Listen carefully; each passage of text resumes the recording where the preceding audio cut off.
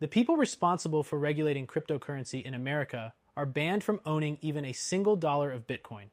It's like asking someone who's never driven a car to write traffic laws. But that's exactly what's happening at the Federal Reserve right now, and it might be about to change.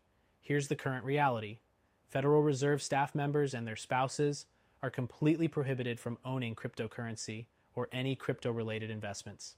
This includes Bitcoin, Ethereum, crypto, ETFs, or even shares in companies like Coinbase.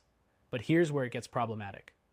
These same officials are tasked with creating regulations for an industry they can't legally participate in or truly understand. It's creating a massive knowledge gap at the highest levels of financial regulation. Enter Michelle Bowman, the Federal Reserve's Vice Chair for Supervision. At a blockchain conference in Wyoming this week, she made a groundbreaking proposal. Fed staff should be allowed to hold small amounts of cryptocurrency to better understand the technology they're regulating. Her reasoning is crystal clear. Quote, "There's no replacement for experimenting and understanding how that ownership and transfer process flows."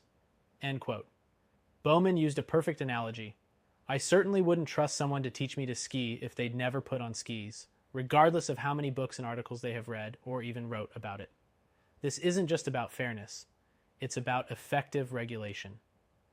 Bowman argues that current restrictions may be a barrier to recruiting and retaining examiners with the necessary expertise.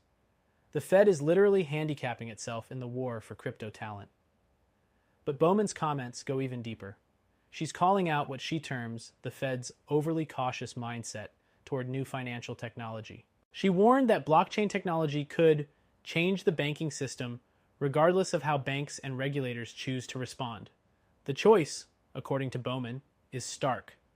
Embrace the change and help shape a framework that will be reliable and durable. Or stand still and allow new technology to bypass the traditional banking system altogether. This proposal comes during a remarkable shift under the Trump administration. Just last Friday, the Fed announced it would end a Biden-era program that closely monitored banks' crypto activities. President Trump has also ordered investigations into claims of crypto companies being denied banking services. The tide is clearly turning toward crypto-friendly policies at the federal level. This could be a watershed moment for crypto regulation in America. When the people writing the rules finally understand the technology, we could see more informed, practical regulations that foster innovation rather than stifle it.